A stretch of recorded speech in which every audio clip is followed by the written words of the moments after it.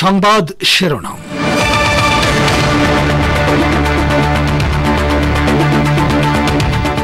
প্রতিবেশী দেশগুলোর সঙ্গে সম্পর্ক জোরদার ইরানের চূড়ান্ত নীতি। কাতারের আমিরের সাথে সাক্ষাতে ইরানের সর্বোচ্চ নেতা। ইরানের উপর সম্ভাব্য হামলার ব্যাপারে কঠোর হুঁশিয়ারি দিলেন সশস্ত্র বাহিনীর chief of staff major general Mohammad বাকির। বাংলাদেশে সংখ্যালঘুদের উপর হামলার খবর অতিরঞ্জিত বলে দিল্লিতে এক বৈঠকে দাবি করেছেন বাংলাদেশ সীমান্তরক্ষী বাহিনীর প্রধান। এবং যুদ্ধবিরতি চুক্তির আওতায় 4 ইসরায়েলি বন্দীর মরদেহ হস্তান্তর শর্ত সাপেক্ষে দ্বিতীয় ধাপে ইসরায়েলের সব জিম্মিকে একসঙ্গে মুক্তি দেওয়া হবে বলে হামাসের ঘোষণা।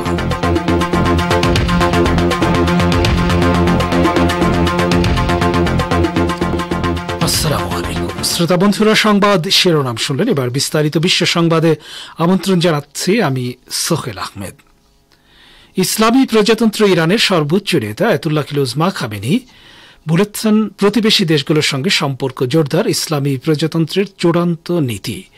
গতকাল বুধবার তেহরানে কাতারের আমির তামিম বিন হামাদ বিন খলিফা আল সানির সঙ্গে এক বৈঠকে সর্বোচ্চ নেতা কথা বলেন। বৈঠকে তিনি পারস্য উপসাগরে এই দেশটিকে বন্ধু এবং ভ্রাতৃপ্রতিম দেশ হিসেবে আখ্যায়িত করেন। সর্বোচ্চ নেতা প্রতিবেশী রাষ্ট্রগুলোর সঙ্গে সম্পর্ক জোরদার করার জন্য ইরানের প্রেসিডেন্ট মাসুদ পেজেশকিয়ানের প্রশাসনের প্রচেষ্টার প্রশংসা করেন। তিনি আশা প্রকাশ করে বলেন, কাতারের আমিরের তেহরান সফরকালে সই হওয়া চুক্তিগুলো উভয় দেশের জন্যই উপকারী হবে এবং একই সঙ্গে এর মাধ্যমে প্রতিবেশী সুলভ দায়িত্ব আগের চেয়ে আরও বেশি পালন করা সম্ভব হবে। সর্বোচ্চ নেতা ইরান এবং এই বৃহত্তর অঞ্চলের প্রতি মার্কিন নীতির কথা উল্লেখ করে জোর দিয়ে বলেন, আমেরিকার প্রেসিডেন্টদের মধ্যে কোনো পার্থক্য নেই।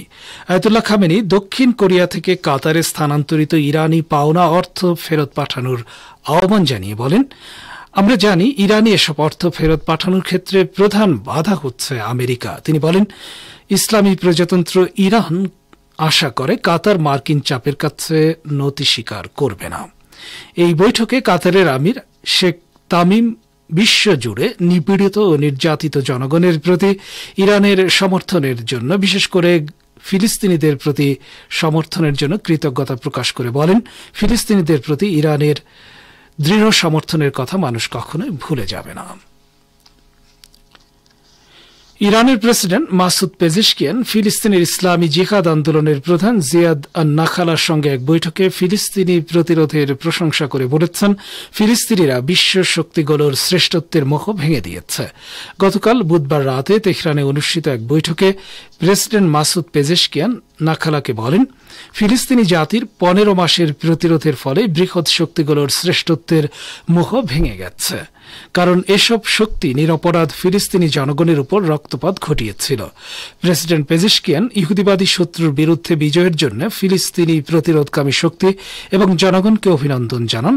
একই সঙ্গে বিপুল সংখ্যক বেসামরিক নাগরিকের পাশাপাশি প্রতিরোধকামী কমান্ডার ও যোদ্ধা শহীদ হওয়ায় তাদের প্রতি গভীর সমবেদনা প্রকাশ করেন। তিনি জোর দিয়ে বলেন, ফিলিস্তিনি জাতির আত্মত্যাগ ইসরায়েল এবং তার সমর্থকদের আসল চরিত্র উন্মোচিত করে দিয়েছে। তারা তাদের অপরাধের জন্য সবসময় লজ্জার দাগ বহন করবে বলেও উল্লেখ করেন পেজেশকিয়ান। ইরানের সশস্ত্র বাহিনীর chief of staff major general Mohammad বাকিরি বলেছেন, তার দেশের বিরুদ্ধে যদি ইহুদিবাদী ইসরায়েল এবং তার সম্ভাব্য সমর্থকরা কোনো ধরনের আগ্রাসন চালায়, তাহলে তাদেরকে ভয়াবহ পরিণতি বরণ করতে হবে। মহানবী হযরত মুহাম্মদ সাল্লাল্লাহু আলাইহি ওয়াসাল্লাম 19 নামের সামরিক মহড়ার শেষ ধাপে গতকাল তিনি বলেন, আমাদের সামরিক বাহিনী যুদ্ধ প্রস্তুতির সর্বোচ্চ পর্যায়ে রয়েছে। জেনারেল বাকিরি আরও বলেন, শত্রু যদি কোনো রকম ভুল করে তাহলে দখলদার ইসরায়েল এবং আগ্রাসন পরিকল্পনার সাথে জড়িত সবার শান্তি ঝুঁকির মুখে পড়বে। বাকিরি জোর দিয়ে বলেন, ইরানের বিমান প্রতিরক্ষা ব্যবস্থা সর্বোচ্চ অবস্থায় রয়েছে এবং অতীতের সামান্যতম ক্ষতি হলেও তা দ্রুত মেরামত করা হয়েছে। তিনি বলেন, ইরানের সামরিক বাহিনী আক্রমণাত্মক অভিযানের জন্য সম্পূর্ণ প্রস্তুত এবং ব্যাপক মাত্রায় ক্ষেপণাস্ত্র উৎপাদন কোনো বাধা ছাড়াই এগিয়ে চলেছে। জেনারেল বাকিরি আরও বলেন, আমরা বিভিন্ন সামরিক ইউনিটে মাইক্রো ড্রোন এবং লোয়ারিং ড্রোন মোতায়েনের জন্য পরিকল্পনা গ্রহণ করেছি। ইরানের উপপররাষ্ট্রমন্ত্রী জোর দিয়ে বলেছেন, আমেরিকা এবং ইহুদিবাদী ইসরায়েলি সরকারের হুমকি নতুন কিছু নয়, তবে তারা ইরানের আসল শক্তি সম্পর্কে অবগত আছে। ইরানের রাজনীতি বিষয়ক উপপররাষ্ট্রমন্ত্রী মাজিদ তাখতেরাবাঞ্চি বলেন, যদি আমেরিকা এবং ইহুদিবাদী সরকার ইরানের বিষয়ে ভুল করে তাহলে তাদেরকে চড়া মূল্য দিতে হবে। উপপররাষ্ট্রমন্ত্রী আরও বলেন, ইসলামী বিপ্লবের নেতা ইমাম খামেনি মার্কিন যুক্তরাষ্ট্রের সাথে আলোচনার জন্য একটি সাধারণ কাঠামো ঠিক করে দিয়েছেন এবং আমরা এই কাঠামো মেনে চলছি। ইরানের এই উপপররাষ্ট্রমন্ত্রী আরও বলেন, সাবেক প্রেসিডেন্ট হাসান রুহানির মেয়াদকালে কঠিন ও জটিল আলোচনার পর আমরা এমন একটি চুক্তিতে পৌঁছেছিলাম যা মার্কিন সরকার মেনে চলেনি। আপনারা বিশ্ব সংবাদ শুনছেন রেডিও তেহরান থেকে, আর প্রচারিত হচ্ছে বাংলাদেশ ও ভারতে শর্টওয়েভ 25 মিটার ব্যান্ডে। বাংলাদেশের অন্তর্বর্তী সরকারের প্রধান উপদেষ্টা অধ্যাপক ডক্টর মোহাম্মদ ইউনুস বলেছেন, আমরা এখন অতীতের যে কোনো সময়ের চেয়ে বেশি শক্তিশালী, উদ্যমী এবং সৃজনশীল। আমাদের তরুণ প্রজন্মের স্বপ্ন অতীতের যে কোনো প্রজন্মের স্বপ্নের চেয়ে দুঃসাহসী। আজ সকালে রাজধানীর ওসমানী স্মৃতি মিলনায়তনে 21শে পদক 2025 প্রদান অনুষ্ঠানে তিনি এসব কথা বলেন। বাংলাদেশের তরুণরা নতুন পৃথিবী সৃষ্টিতে নেতৃত্ব দিতে চায় উল্লেখ করে ডক্টর ইউনুস বলেন, আমাদের তরুণরা যেমন নতুন বাংলাদেশ সৃষ্টি করতে চায়, তেমনি একই আত্মবিশ্বাসে নতুন পৃথিবীর সৃষ্টি করতে চায়। নতুন পৃথিবী সৃষ্টিতে তারা নেতৃত্ব দিতে চায়, সেই নেতৃত্ব দেওয়ার জন্য তারা প্রস্তুত। প্রধান উপদেষ্টা বলেন, তরুণরা ঘুণে ধরা আত্মবিশ্বাসী সভ্যতার বন্ধন মুক্ত হয়ে তাদের স্বপ্নের নতুন সভ্যতা গড়তে চায়, যে সভ্যতার মূল লক্ষ্য থাকবে পৃথিবীর সকল সম্পদের উপর প্রতিটি মানুষের সমান অধিকার নিশ্চিত করা, প্রতিটি মানুষের স্বপ্ন দেখার এবং সে স্বপ্ন বাস্তবায়নের সকল সুযোগ নিশ্চিত করা। এদিকে বাংলাদেশের সংখ্যালঘুদের উপর হামলার খবর অতিরঞ্জিত বলে দাবি করেছেন সীমান্তরক্ষী বাহিনী বর্ডার গার্ড বাংলাদেশ বা বিজিবির প্রধান মেজর জেনারেল মোহাম্মদ আশরাফুজ্জামান সিদ্দিকী। আজ দিল্লিতে ভারতীয় সীমান্তরক্ষী বাহিনী বিএসএফ এবং বিজিবির মহাপরিচালক পর্যায়ে 55তম বার্ষিক বৈঠকে তিনি এ দাবি করেন। বৈঠকের পর বিএসএফ প্রধান দলজিৎ সিং চৌধুরীর সঙ্গে যৌথ সাংবাদিক সম্মেলনে সিদ্দিকী বলেন, বাংলাদেশের সাম্প্রতিক অতীতে সংখ্যালঘুদের উপর হামলার খবর অতিরঞ্জিত। সীমান্তে বেড়া নির্মাণ নিষিদ্ধ তিনি বলেন, কোন পক্ষেরই সীমান্তের 150 গজের মধ্যে স্থায়ী কাঠামো নির্মাণের অনুমতি নেই। অন্যদিকে সীমান্তে নজরদারি ব্যবস্থা সম্পর্কে বিএসএফ এর ডিজি দলজিৎ সিং চৌধুরী বলেছেন, বাংলাদেশের সীমান্ত পাহারা দেওয়ার জন্য আমরা যথেষ্ট ফোর্স পেয়েছি, একই সাথে আমাদের কাছে অত্যাধুনিক নজরদারি ব্যবস্থাও রয়েছে।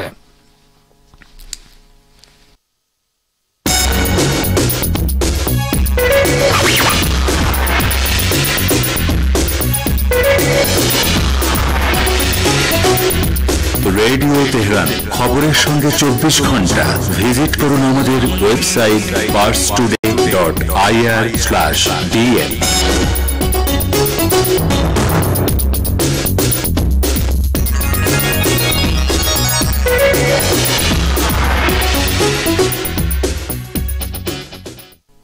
ফিরছি বিশ্ব সংবাদে। ফিলিস্তিনের ইসলামী প্রতিরোধ আন্দোলন হামাস 2 শিশু এবং তাদের মা সহ 4 ইসরায়েলি বন্দির মরদেহ আন্তর্জাতিক রেড ক্রসের কাছে হস্তান্তর করেছে। গাজা উপত্যকায় ইসরায়েলি বিমান হামলায় এই বন্দিরা নিহত হয় বলে হামাস জানিয়েছে। হামাস ও ইসরায়েলের মধ্যে যুদ্ধবিরতি চুক্তির অংশ হিসেবে আজ গাজার খান ইউনিসে এই হস্তান্তর প্রক্রিয়া সম্পন্ন হয়। নিহত 2 শিশুর নাম কেফির বিবাস এবং এরিয়েল বিবাস, মা শিরি বিবাস। চতুর্থ যে বন্দির মরদেহ ফেরত দেওয়া হয়েছে তিনি ওদেদ লিফশিটস।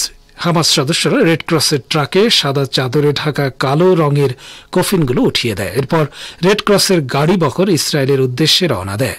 বৃষ্টিপাতের মাঝেও বহু ফিলিস্তিনি মরদেহ হস্তান্তরের এই প্রক্রিয়া দেখার জন্য উত্তর গাজার খান ইউনিসের নির্ধারিত জায়গায় উপস্থিত হন। হামাস সদস্যদের কড়া প্রহরায় হস্তান্তর প্রক্রিয়া শেষ হয়। এদিকে যুদ্ধবিরতির দ্বিতীয় ধাপে একসঙ্গে ইহুদিবাদী ইসরায়েলের সব জিম্মিকে মুক্তি দেওয়ার প্রস্তাব দিয়েছে ফিলিস্তিনের ইসলামী প্রতিরোধ আন্দোলন হামাস। মঙ্গলবার রাতে এক বিবৃতিতে সংগঠনটির মুখপাত্র হাজেম কাসেম এই প্রস্তাব তুলে ধরেন। তিনি বলেন, ইসরায়েল যদি স্থায়ী যুদ্ধবিরতিতে সম্মত হয় এবং গাজা থেকে দখলদার সেনাদের সম্পূর্ণরূপে প্রত্যাহার করে নেয়, তাহলে নতুন এই প্রস্তাব বাস্তবায়ন করবে হামাস। হাজেম কাসেম বলেন, মধ্যস্থতাকারীদের অনুরোধে মুক্তিপ্রাপ্ত বন্দীদের সংখ্যা দ্বিগুণ করেছে তারা। যুদ্ধবিরতি চুক্তি অনুযায়ী কার্যক্রম পরিচালনারও দাবি করেছে সংগঠনটি। এই প্রস্তাবের পাশাপাশি গাজা থেকে হামাসকে নির্মূলে ইসরায়েলের যে পরিকল্পনা রয়েছে তা প্রচণ্ড বিরোধিতা করেছেন হামাসের এই নেতা। বিষয়টিকে হাস্যকর বলে উল্লেখ করেন তিনি। হাজেম কাসেম বলেন, এটি একটি মনস্তাত্ত্বিক কৌশল। হামাসকে নিরস্ত্রীকরণ তো দূরের কথা, প্রতিরোধ সংগ্রামও চলমান থাকবে। ইসরায়েলি বন্দী মুক্তির এই প্রস্তাবে এখনো সায় দেয়নি দখলদার ইসরায়েল। ইসলামী প্রজাতন্ত্র ইরানের সংসদ স্পিকার মোহাম্মদ বাকের কলিবাব সতর্ক করে দিয়ে বলেছেন, আমেরিকা এবং দখলদার ইসরায়েল পশ্চিম এশিয়ার বিরুদ্ধে ষড়যন্ত্র করছে। একই সঙ্গে তিনি বলেন, কোন ঔপনিবেশিক শক্তির ফিলিস্তিনের ভাগ্য নির্ধারণের অধিকার নেই। গতকাল আজারবাইজানের রাজধানী বাকুতে এশিয়ান পার্লামেন্টারি অ্যাসেম্বলির 15তম পূর্ণাঙ্গ অধিবেশনে কলিবাফ এসব মন্তব্য করেন। তিনি বলেন, দুর্ভাগ্যবশত সাম্প্রতিক মাসগুলোতে আমরা দেখেছি যে ইহুদিবাদীরা এবং আমেরিকা লেবানন ও গাজায় তাদের সামরিক ও কৌশলগত ব্যর্থতার পরও থেমে থাকেনি এবং তারা এই অঞ্চলে অন্যান্য রাজনৈতিক ষড়যন্ত্র করছে। কলিবাফ বলেন, মার্কিন প্রেসিডেন্ট ডোনাল্ড ট্রাম্পের গাজা দখল এবং ফিলিস্তিনিদেরকে জোরপূর্বক বাস্তুচ্যুত করার বিষয়ে তার সাম্প্রতিক ভ্রান্ত মন্তব্য ঔপনিবেশিক এবং আধিপত্যবাদী নীতির ধারাবাহিকতার আরেকটি নিদর্শন এবং এটি নিপীড়িত ফিলিস্তিনি জনগণের অধিকারকে উপেক্ষা ও লঙ্ঘনের একটি উদাহরণ। আন্তর্জাতিক আণবিক শক্তি সংস্থা বা আইএইএ এর মহাপরিচালক বলেছেন, আমরা ইরানের পররাষ্ট্রমন্ত্রীর সাথে একমত হয়েছি যে পরমাণু সমঝোতার দর্শন অব্যাহত থাকতে পারে। রাফায়েল গ্রোসি টোকিওতে এক সংবাদ সম্মেলনে একথা বলেছেন। রাশিয়ার সংবাদ সংস্থা তাসের বরাত দিয়ে আল আলম জানিয়েছে, জাপান সফরকারী আন্তর্জাতিক পরমাণু শক্তি সংস্থার মহাপরিচালক রাফায়েল গ্রোসি টোকিওতে ইরানের পারমাণবিক কর্মসূচি এবং পরমাণু সমঝোতা সম্পর্কে এক সংবাদ সম্মেলনে গণমাধ্যমকে বলেছেন, ইরানের পারমাণবিক ইস্যুতে নেওয়া যৌথ কর্মপরিকল্পনা পুরনো। ইরানের সাথে অবশ্যই একটি চুক্তির জন্য নতুন ফরম্যাট খুঁজতে হবে বলে তিনি মন্তব্য করেন। শ্রোতা বন্ধুরা, বিশ্ব সংবাদে এই ছিল আমাদের সর্বশেষ আয়োজন। সঙ্গে থাকার জন্য আপনাদের সবাইকে অসংখ্য ধন্যবাদ।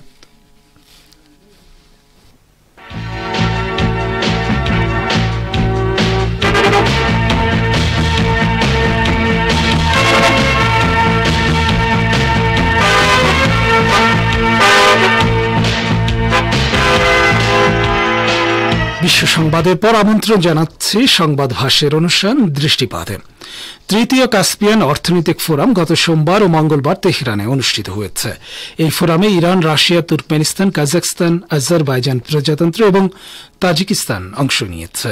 এ সম্পর্কে রয়েছে আমাদের ভাষ্যকারের পর্যালোচনা, পড়ে শোনাচ্ছেন বাবুল আখতার। তৃতীয় কাস্পিয়ান অর্থনৈতিক ফোরাম গত সোমবার ও মঙ্গলবার তেহরানে অনুষ্ঠিত হয়েছে। এই ফোরামে Iran, Russia, Turkmenistan, Kazakhstan, Azerbaijan প্রজাতন্ত্র এবং তাজিকিস্তান অংশ নিয়েছে। আঞ্চলিক সহযোগিতা জোরদার, বাণিজ্যিক ও অর্থনৈতিক লেনদেন বৃদ্ধি এবং যৌথ বিনিয়োগ প্রকল্প সম্প্রসারণের লক্ষ্যে এই ফোরাম প্রতিষ্ঠিত হয়েছে। পালস টুডে জানিয়েছে, কাস্পিয়ান সাগর উপকূলীয় দেশগুলোতে প্রায় 50 বিলিয়ন ব্যারেল জ্বালানি তেল ও 9 ট্রিলিয়ন ঘনমিটার গ্যাস মজুদ রয়েছে। একই সঙ্গে এসব দেশের জনসংখ্যা প্রায় 30 কোটি। তেহরান বৈঠকের শুরুতে ইসলামী প্রজাতন্ত্র ইরানের first vice president Mohammad Reza Aref তৃতীয় কাস্পিয়ান সাগর উপকূলবর্তী অর্থনৈতিক সম্মেলনের আয়োজনকে সদস্য দেশগুলোর মধ্যে বাণিজ্য ও অর্থনৈতিক সহযোগিতা বিকাশের ক্ষেত্রে একটি গুরুত্বপূর্ণ পদক্ষেপ হিসেবে বর্ণনা করেছেন। তিনি বলেছেন, ইরানের পররাষ্ট্রনীতিতে প্রতিবেশীদের একটি কৌশলগত অবস্থান রয়েছে এবং ইরান কঠিন সময়ের বন্ধুদের ভুলে যায় না। এই সম্মেলনে রাশিয়ার উপপ্রধানমন্ত্রী অ্যালেক্সি ওরচুক বলেছেন, কাস্পিয়ান সাগরের পানির স্তর হ্রাস পাচ্ছে এবং আমরা এর নেতিবাচক প্রভাব নিয়ে উদ্বিগ্ন। তিনি বলেন, রাশিয়ার প্রেসিডেন্টের নির্দেশে এবং আজারবাইজানের প্রেসিডেন্টের সম্মতিতে আমরা কাস্পিয়ান সাগরের পানির স্তর কমে যাওয়ার বিষয় নিয়ে কাজ করতে একটি যৌথ ওয়ার্কিং গ্রুপ প্রতিষ্ঠা করেছে এবং বিভিন্ন প্রতিষ্ঠান এতে যোগ দিয়েছে।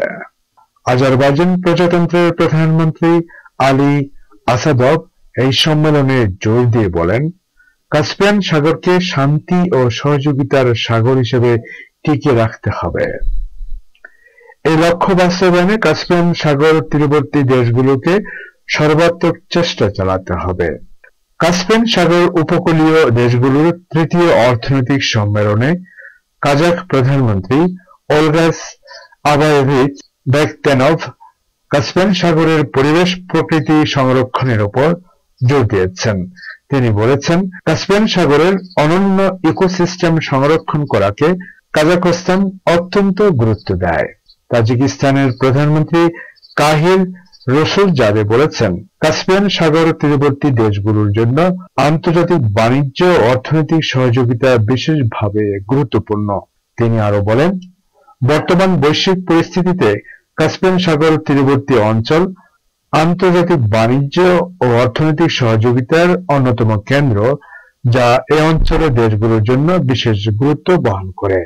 সম্মেলনে তুর্কমেনিস্তানের মন্ত্রী পরিষদের ডেপুটি চেয়ারম্যান খোজা মুরাদি গন্ডি তৃতীয় ফোরাম আয়োজনের জন্য ইরানকে ধন্যবাদ জানিয়ে বলেন, আমরা অর্থনৈতিক প্রবৃদ্ধির দিক থেকে অগ্রসরমান একটি সমৃদ্ধ অঞ্চলে পরিণত হতে চাই। এ লক্ষ্যে এ অঞ্চলের দেশগুলোর মধ্যে যৌথ সহযোগিতাকে আমরা সমর্থন করি।